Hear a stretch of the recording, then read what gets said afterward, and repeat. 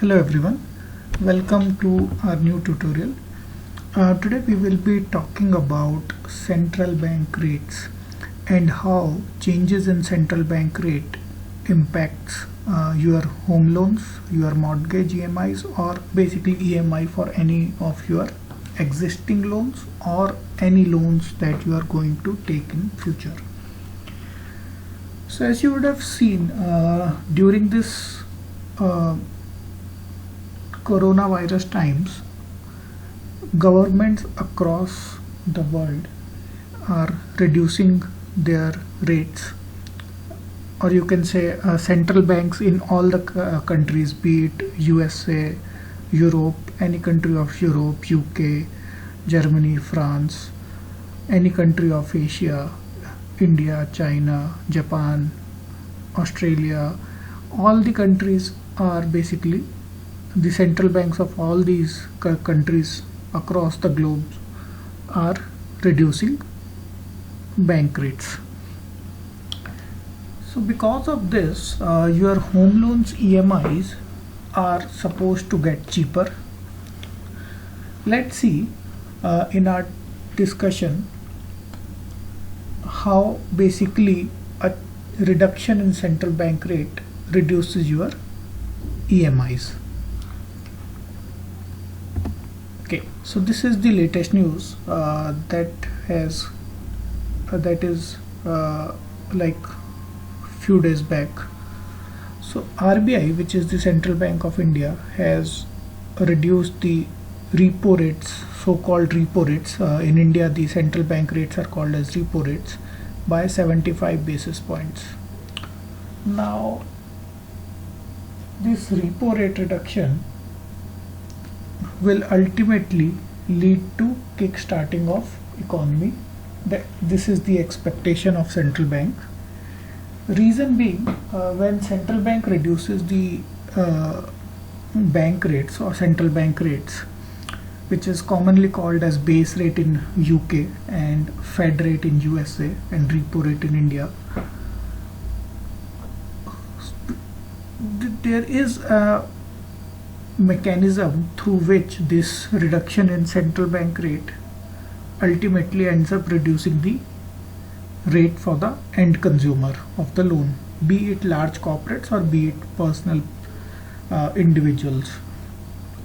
Now, if just imagine, we'll go into mechanics in a few minutes, but think about it. If your interest rates on home loans or your car loans or your education loans or personal loan, if they go down, then you will be enticed to take loans. So if my home loan reduces from, let's say, 10% to 2%, first thing that I want to do, let's say, means I'm taking my example, I would like to buy a home, but then since this loans are so expensive, I don't want to take loan. I don't want to commit into a very big EMI. Now that's the common thinking of people. Once your EMI starts reducing, then people starts to buy things by taking loans. So this improves the demand side of it. And similarly for corporates, if the loans are cheaper, what they do is they start taking loans and start investing into companies. So accordingly, your supply side improves. So your supply side also improves, your demand side also improves. In a way, your economy starts growing again. So that's why central banks across the world are reducing their rates. Now, problem is, this also you would have seen so many times, that central bank has reduced the rate, but the lenders, the actual banks, have not passed on the entire benefit. So if, let's say, central bank has reduced the interest rate by 1%, then the banks which we have our loans in, they don't reduce it by 1%, they reduce it by slightly less. It could be 0.25%, 0.35%, 0.5%, 0.6%, but it would definitely be much less than 1%.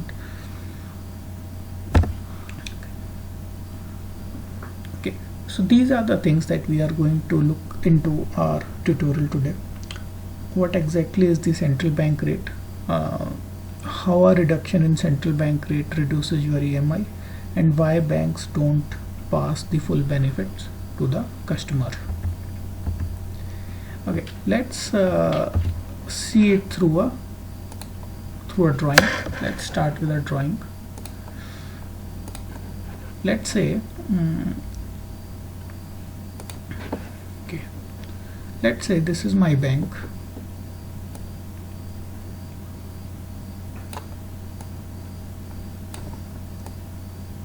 Okay, let's say this is my bank.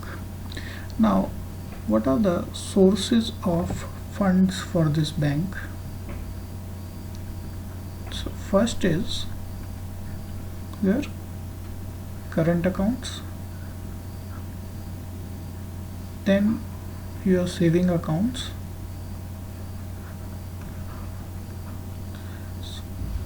commonly called as CASA, current account, saving account. Then is your fixed deposits, or also called as term deposits. And next is your interbank market, basically where one bank can borrow money from another bank.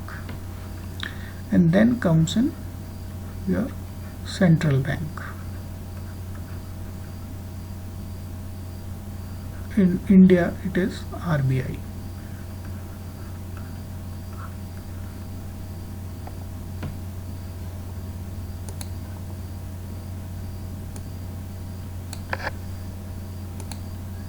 Okay. Now, typically the interest rate on current account is 0%. On saving account means it depends upon country to country, but let's just take a ballpark figure. Let's say 3%. Interest rate on fixed deposit, let's say 6%, and let's say this is also 6%, just for sake of simplicity. And let's say current central bank rate is 6.25. Now, all this, assuming bank is deriving equal amount of funds from all these sources. So let's say a bank has 500 million worth of funds, out of which 100 million comes from current account, and another 100 million comes from saving accounts, another 100 million comes from fixed deposit, another 100 million from interbank money market, and 100 million from central bank. So all these funds are basically equal proportion. Now all these funds are then used by a bank to give loans, various kind of loans, be it education loans or your home loans, also called as mortgages, then your car loans, your personal loans. And let's say all this put together on an average gives bank 10% rate. Okay.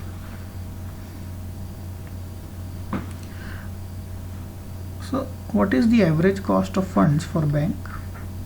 If I have to calculate average cost of fund, so it will be 0 plus 3 plus 6 plus 6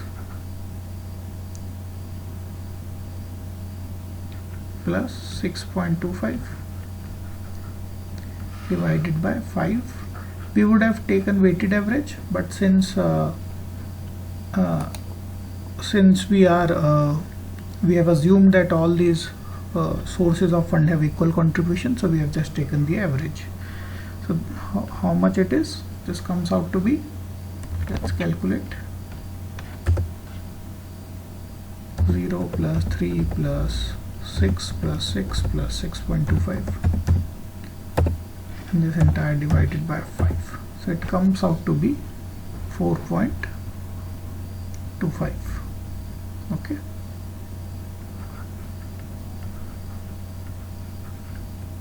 Now 4.25 is basically my input cost, and I am earning 10% from the loans that I have given out. So my margin, which is also called as net interest margin, which is one of the very important ratios for any bank, one of the most important profitability ratio of the bank,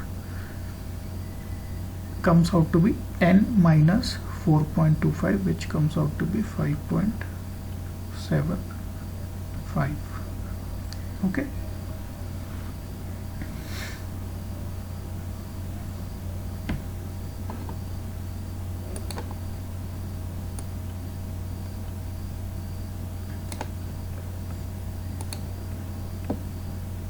Now what has happened is, let us assume that interest rate in market has gone down. Basically the central bank has reduced the interest rates, and these interest rates have gone down from 6.25 to 5.25.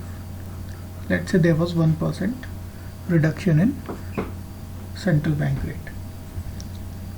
Now what happens is, let's say how this basically impacts your home loan. So directly it does not impact your directly it does not impact your loans. Indirectly it does, but directly what it impacts is not the loans but the deposits. So this is something which would be like a new thing for people who are not aware about central bank rates and the mechanism behind it. Reduction in central bank rates does not directly impact your loans. It indirectly does, but what it directly impacts is your deposits. Okay, let's see how. So this 6%, now basically when will bank go to another bank to borrow in case of emergency? Let's say tomorrow I am expecting huge withdrawal. So what I do is I go into interbank market and ask other banks if somebody is willing to give me money for one day. And then there could be another bank which have surplus money. They need to park it somewhere. They can't just keep it with themselves. They will have to park it somewhere to earn some more interest on it. So if this still remains 6%, what I will do is, as a bank, I will never go to this market. I will always go to central bank for emergency funds. Now for this market to function, this 6 will get reduced to, let's say, 5. It needs to be less than 5.25, because this market needs to work. Because if a bank has surplus money, they have only one option, which is to either lend it out. Now again, bank can't on daily basis lend out more money. They need to attract customers, and there will be a capital charge if they are giving more loans. So it's a simpler thing to give loan to another bank for just 1 day or 2 day or 3 day or 1 week or 2 week, and then take it back once that period matures. So this is a very easy way for banks to take money in case of need, and for other banks, if they have surplus money, to park it with some other bank and then earn interest on it. So this reduces to 5%. Now if bank has two sources of funds, one in case of emergency, which is the central bank, and one which is available via interbank market at 5%, then what bank generally says is, fine, I am willing to take risk. I really am not interested if few of my customer stops using my bank and switch to another bank, but let me reduce this to, let's say, 5.75, because I have access to funds and I have access to cheaper funds.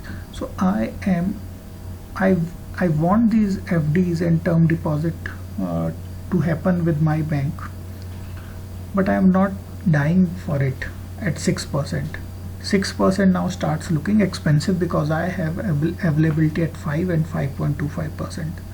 So what bank does is it reduces the FD rate, saying 6% is too expensive for me to attract a customer.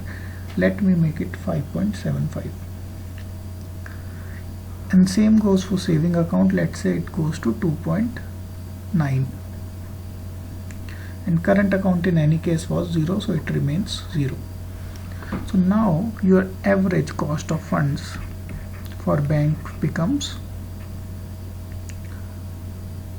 0 plus 2.9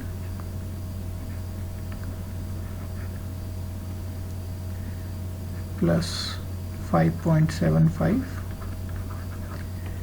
plus 5 plus 5.25. This whole divided by 5. How much it comes out to be? Let's calculate. 0 plus 2.9 plus 5.75 plus 5 plus 5.25. This whole divided by 5. So basically your cost of funds becomes 4.18.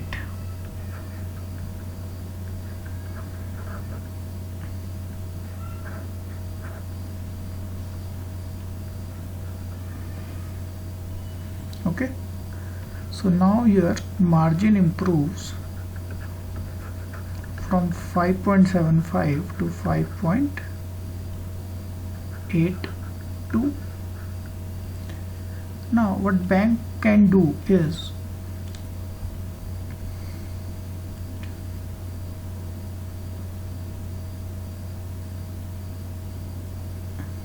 that correct? 4.18. Let's just calculate it again. 0 plus 2.9 plus 5.75 plus 5 plus 5.25, so divided by 5. Okay, it comes out to be 3.78. 3.78. Okay.